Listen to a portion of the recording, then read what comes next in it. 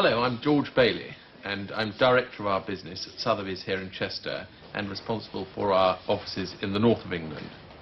One has an advantage being in the northwest, but obviously assisting northwest clients in that we're a relatively long way from London, and if they can get and be confident that the service they're getting in Chester and the north is as good from our boys up here as it is from the south, then that is the #1 objective. The secondary objective is the regular selling here, which basically pays for the office to keep it going. But we don't want to produce such an upmarket image that we drive people away.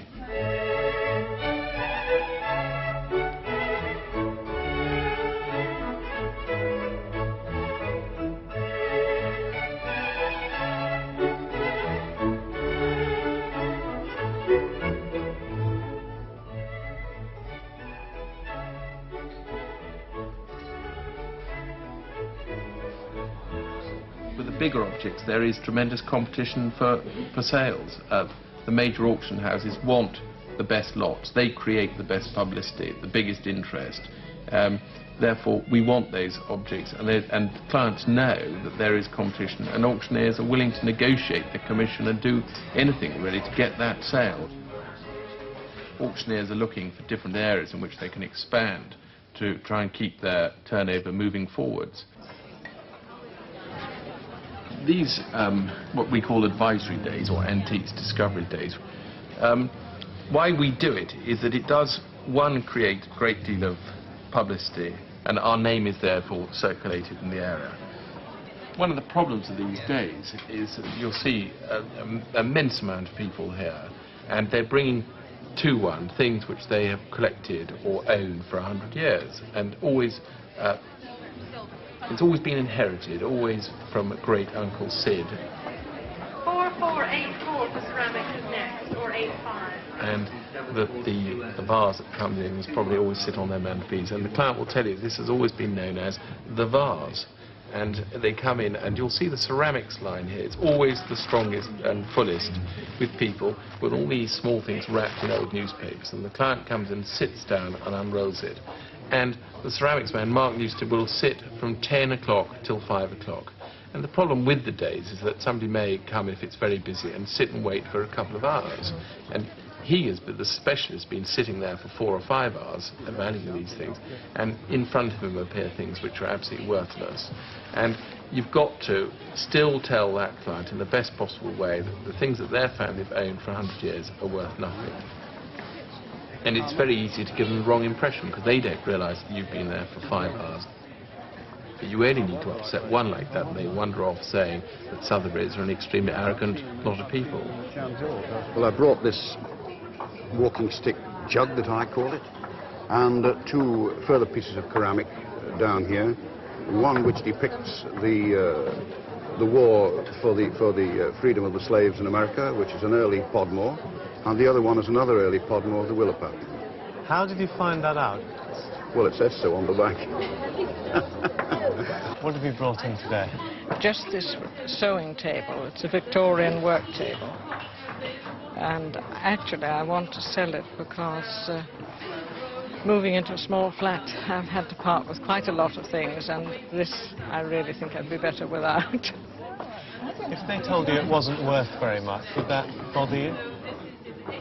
I'd be very surprised. And so I thought, well, I've got a lot of junk that I had 3 things. They were quite expensive, were broken last week, and I thought, well, that's the end. I'm getting, you know, come down here and see what... So it's junk to you? Well, it is, yes, yes, because once it falls broken, and it's disappeared, you see.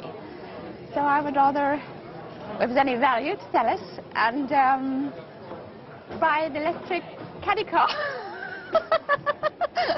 Well, hand-painted china was a wedding present some 50 years ago, and it was hand-painted by an aunt, so it's getting on, and I've got the whole set. I wasn't going to bring it, but somebody else said, why don't you take it? So I came. Would you sell it if it was found to be valuable? No. What do you want to hear? I don't know, it's just interest to know what it is worth. My children have said, no, no, we don't want that, but they might if they found it was valuable. I have a set of old blue stoneware kitchen pots with all the names on them in German. Apparently my grandparents, great-grandparents, bought them when they got married, which makes them well over 100 years old. So I'm betting the experts won't know anything about old German kitchen pots. I want to baffle them. Oh, right, we've got here quite a common feature, which is today termed as a fake. Looking at the hallmarks, which are nearly always on the bottom. You've got a 1761, probably a pint mug. At the same time, they added this lid. They've made it into a jug. What the problem is that this contravenes the Hallmarking Act. I see. The lid, when it was put on... Should have been hallmarked. Should have been hallmarked, yes, absolutely. And unfortunately today, the law states that it's illegal for you to sell these pieces. I see. It's actually also illegal for a dealer to actually possess these. If you look at the law, it actually states he can be fined £1,000 and actually go to jail for just possessing that. This one's actually got a crack in it, so that will put the value down slightly. I don't know whether you noticed, but you can feel it if you give it a knock.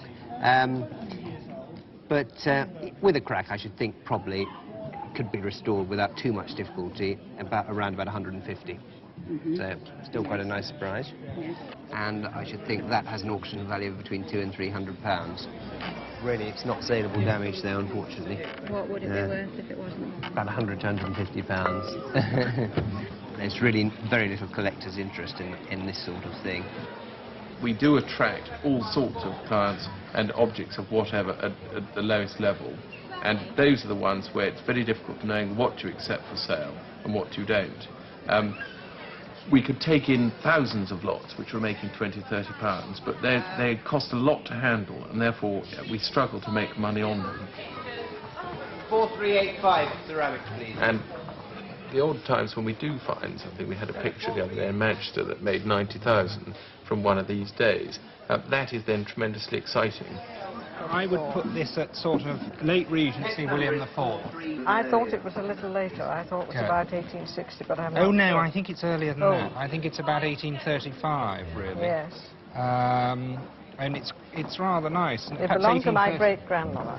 It's been the family. The only trouble is that the top is slightly warped. Yes. That's always a problem. I mean, it's a shame about that bowing. I would say that a sensible auction room estimate would be somewhere in the region of about 600 to 900. Was that? Were you hoping for more than that, or that was about what you were expecting? Well, that's always encouraging. Right. Well, this is a super example of William Moorcroft's pottery, made in the 1920s.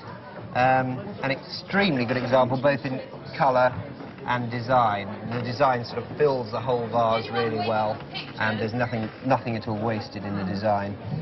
And if we turn it over, we find the hand-painted signature of William Moorcroft, and also the paper label, original paper label, which you don't get on all of them by any means. And it's a super example. Nice to have the wood stand as well. Yes. Probably worth somewhere in the region of, at auction, up to around about £1,300, I would have thought. Yes, well... Might even be a little bit more, you never know. This is actually a printed design, which they used, which they produced at that sort of date, and its approximate value at auction would be, because people can use them, it's obviously quite functional, about £200 to £300, that sort of area. Might even get a little bit more. Yes, probably, I would have thought somewhere about 400, would you? No. No. It's become a much more serious business than it was, in that contents of a house now can be worth much more than the property itself. It's not unusual to find a house worth 100,000 and the contents to 300,000, and they don't have to be all that smart to get that situation. This is a group of 3 Art Deco figures that I discovered on a visit to Doncaster a few months ago. The 3 figures belonged to a charming old lady who had in fact bought them in the early 1960s and had in fact paid no more than £12 each for them. To her great surprise and delight, I was able to inform her that they were in fact worth several £1000s. This particular example by Frederick Priess, who was an Austrian who worked mostly in Paris up until the mid-1940s, till about 1943, is in fact known as Conbrio. Although it's got a small hairline crack in the leg, which is being raised, it's still worth in the region of £5,000. The second example, which is by Collinet, who's a French artist, is known in fact as the Crimean Dancer. It's rather a nice thing. The obvious attraction to most of these figures is the fact that they're nearly all of scantily clad ladies, which appeals to a lot of blokes. This particular example, the Crimean Dancer, is probably worth in the region of £2,000 to £3,000. This particular example, which we're going to keep for our sale in Chester, is going to go on the front cover of our catalogue. All three belong to the same lady, as I've said, but with this one we did actually want to keep one for our Chester sales. So this one by Shipperus, it's known as the Hoop Girl, is worth perhaps in the region of £1,800 to £2,500. And you'll see in the recent years, dolls and toys, for example, the teddy bear we sold that made £5,000 20 years ago, there wouldn't have been a market there at all. A Beatles Mania sale coming up with a card talking about making that worth £100,000. There's a shift in the promotion of those sales, and it is all part of a hype, probably, that once somebody's seen a doll or a teddy bear make a few thousand, then more follow in, and somebody pays a bit more, and on it goes.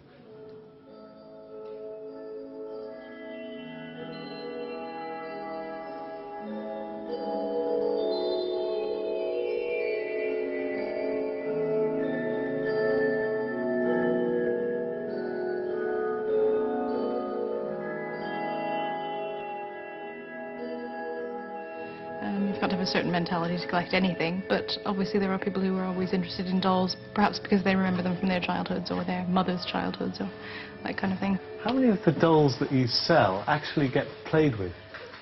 Hopefully none of them. I don't think dolls should be played with, and they probably wouldn't have wound up here had they been played with too much. So hopefully the less they've been played with, the better, as far as we're concerned, and the people who are buying them as well. I mean, there are more things to be appreciated. People still sit them on little chairs or shelves, and they're nice to look at. They're nice to keep, not very nice to break. Mark, you've picked out one special piece to go on the front of the catalogue, and that's the Star Lot. I know you're hoping for plenty of interest from dealers. Can you tell us something about it?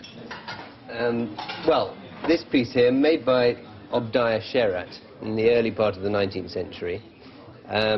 It's fun in quite a lot of ways because it's reputed that Obadiah Sherratt ran an ale house with his wife, Martha, in Burslem, Stoke-on-Trent. Obviously, to make a group teetotal, it pairs with another one called the Ale Bench, who was seeing the funny side of life. It's actually, as they go, not a particularly good example in some ways because the colouring isn't as bright as it could be, and there are large areas of restoration on the table and the head. But I mean, one in perfect condition would be worth £3,000 to £5,000. This one, obviously, a lower estimate because of the condition. This one, 1,000 to 1,500. This, approximately today, would, in today's money, if someone was buying it today, would be about £1, I would think. Something like that. Now, this costs a little bit more, and it's contemporary. Oh, yes. Royal Dalton, which you mentioned. Yeah. One of the latest editions of Royal Dalton, and they've been making Churchill models for an awfully long time. Any idea what it did cost? I suppose about £50. Around about £50, yeah. I mean, considering modern production costs and all the work that goes into it, a fair price, but it doesn't actually have as much interest for me as something like that. It doesn't have the, it doesn't represent the life and strife of potters, really. It's a modern, industrially produced object, and therefore doesn't, for me, have the same appeal. But I'll put it next to it so you can see. Could it be tomorrow's antique? Definitely will be, yeah. Royal Dalton figures are already collected in very large numbers in America. The modern ones, it depends how many are made. Definition of an antique is anything older than 100 years. Whether anyone will buy it or not depends on the quality and the interest of the piece. The larger auction has also, at the minute, I think, going through a phase whereby they're trying to become more profitable against rising costs and the volume of property coming for sale. And that is in itself a problem. We have 600 lots of furniture sitting outside here, which hopefully will sell this week. We've got to turn all these out and be ready to go next week with another 300 lots in. And you can see the cost of handling that is enormous. Thank you, sir. You bidder, 220. Bidding, 240. Bidding, 240 on my right now. 240 at 240 at 240. And I'm selling them at £240. Long. Thank you. Mahogany bookcase now, 2017. And we are against the wall. It's illustrated. I had to start bidding here at £400. £400 I bid for 20. 440. Bidding, 460, 480. 500, 520. 520 on my left at 520, at 520, 540, thank you, 560, at £560 at the desk at 560. And I'm selling them at £560. Thank you.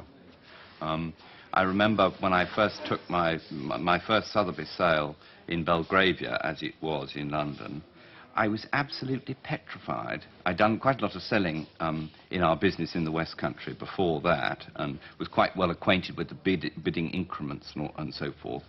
But I was in a complete lather, I can't tell you. I thought, you know, I was walking to the rostrum, and I was walking down a tunnel, and there was no light at the end of the tunnel, and I was going to make the most frightful bog of it all, but it all worked out all right.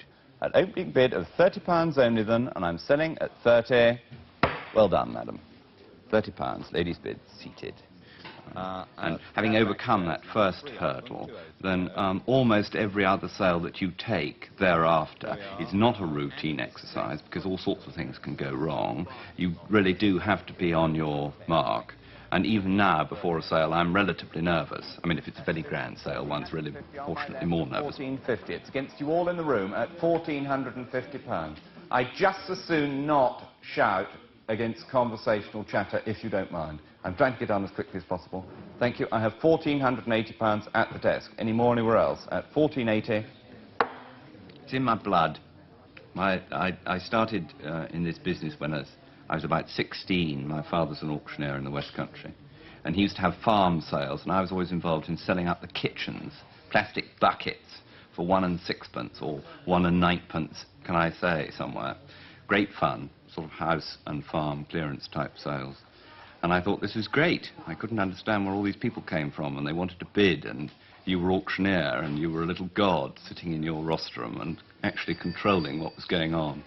And I thought, this is the life for me. £650 at 650, at 650, at 650, 680. 680. At 680. 680 in the room. Are you bidding? At 680. Hello? It's against you on the telephone. Are you bidding? Yes, 680 in the room. 700 now in the room. 700 in the room. Are you bidding? 720, thank you. 720 or not?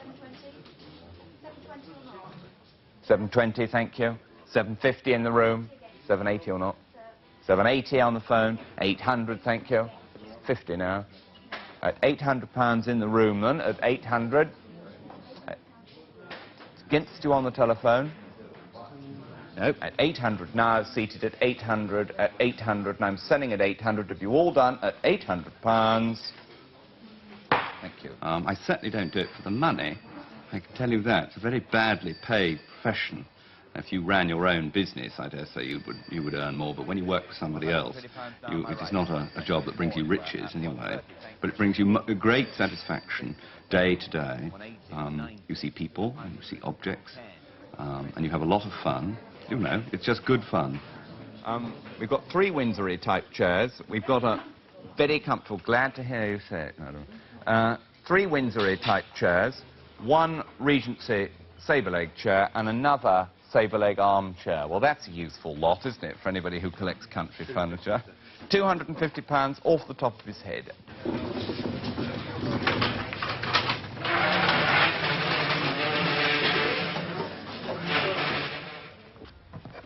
Right, good afternoon. Thank you all for coming. It's not working anyway.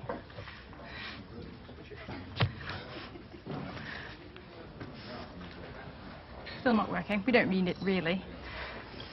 4616, a Limoges bisque doll. Cracked and restored. Can I have £30 to start her?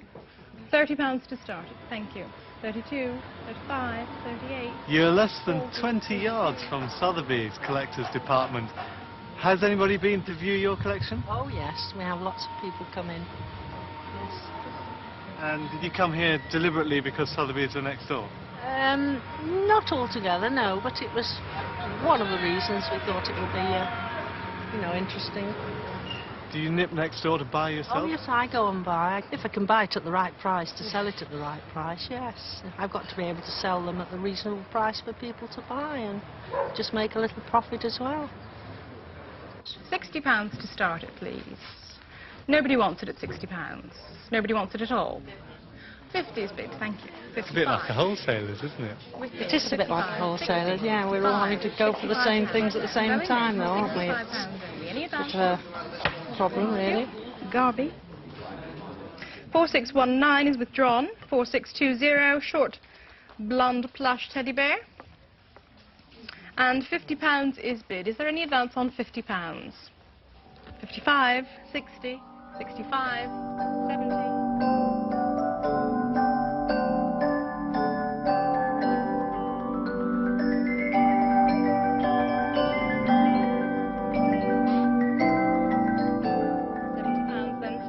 Back. Is there any advance on 70? Selling then, £70 only, any more?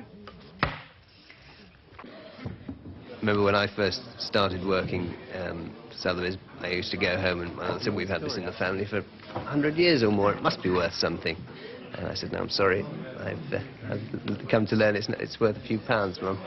And she said, don't be ridiculous. But everything old really hasn't got a great value. It does have to be interesting to collectors. £30 to start them.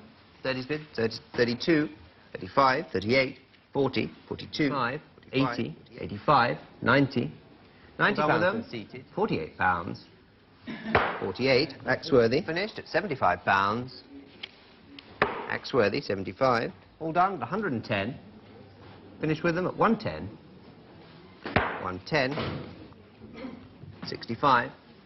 70 then standing. I'll sell at 70. All done with it at £70. £70. Axworthy. Lot 10, the Obadiah Sherratt group at 600 started. 600 bid, and 50, 700, and 50, 800, and 50, 900. £900 then. With me at 900, all done at £900 and 50, 950, all done with it at 950, selling then at 950, Axworthy, 950. Who is Axworthy? That's known as a bought-in name. When something doesn't sell, we always call out a name, of which there are around about 10 by my side, just to keep the continuity of the sale. But we just always call out a name if it doesn't reach its reserve. Standard practice. So the star lot didn't sell? The star lot, well, didn't turn out to be the star lot, in fact. We had a couple of other star lots and other things that did very well, much better than we expected. The trouble is, if you come and work here, is that you start buying all the time, and one becomes an indiscriminate buyer. And I think the clue to it is really to wait until you see something that's really good quality that you like, and to buy one lot and not buy 10 different objects. All my porcelain is cracked, for example, because it's always cheap, because it's cracked, and that's why I buy it, which is not really the way to collect. Art pottery really is the major thing I've been interested in over the last few years. Starting to come around to Staffordshire though, slowly. But really art pottery from around about 1880 to 1940. I'm very keen on early plastics, early pieces of bakelite.